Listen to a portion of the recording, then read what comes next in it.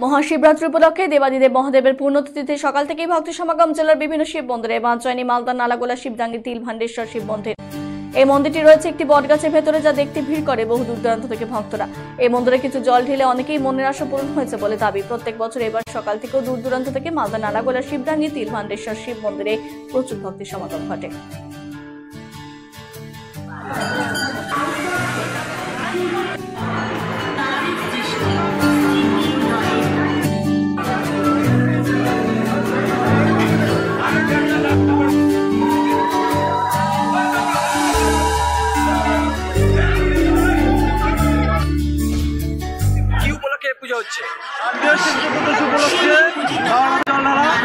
এবং আগামীকালও আছে। আগে লাগবে এবং 3 দিন মেলা থাকে। কি কি ব্যবস্থা রাখা হয়েছে?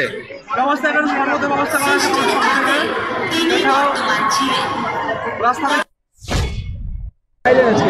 চাইলাম এই বাবা ভগবানকে নিতে আসছিলাম, তাই নিয়ে চলে যাচ্ছি। হ্যাঁ, মন্দিরে ঢুকলাম। ও প্রচন্ড ভিড়, আসছি পাকুয়া থেকে।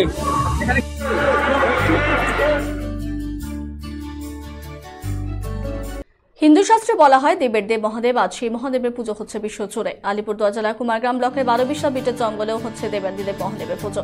প্রাচীন এই পুজোয় প্রচুর মানুষের সমাগম হয়েছে। 12বিশা বিট অফিস এলাকায় বক্সা গভীর বন জঙ্গল ধরে প্রায় 2 কিলোমিটার গভীর জঙ্গলে গেলেই মিলবে এই মহাদেব দর্শন। সেখানে বিশাল আকৃতির শাল গাছের গোড়ায় শিবলিঙ্গের পুজো হয়ে আসছে যুগ যুগ ধরে।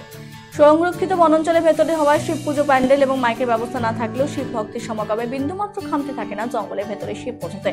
কথিত আছে 100 বছর আগে বনবস্তি লোকের একটি শাল গাছকে কেন্দ্র করেই শিব পুজো শুরু করেছিল, যা এখনো পর্যন্ত বিস্তীর্ণ এলাকার মানুষ জাগ্রত শিবের স্থান বলেই মনে করেন।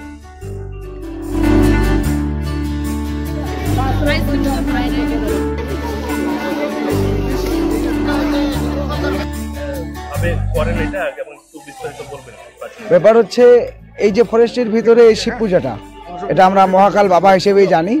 তো ব্যাপার হচ্ছে এটা অনেক দিনের পূজা। আমাদের জন্মের আগের তো দূরের কথা, আমাদের বাপ ঠাকুরদার জন্মের আগে থেকে এখানে সৃষ্টি হয়েছে।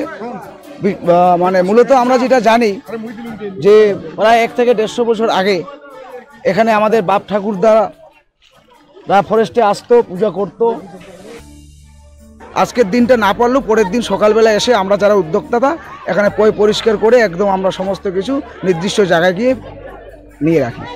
পরিবেশ খুবই ভালো এখানে, এটা দীর্ঘদিন থেকে হচ্ছে। আমি করা ওনার যতটুকু কর্তব্য উনি করেছেন। হাতির ভয়কে উপেক্ষা করেও মানে শত শত শিব ভক্ত কিন্তু হ্যাঁ বলে না, সবই তো বলে না।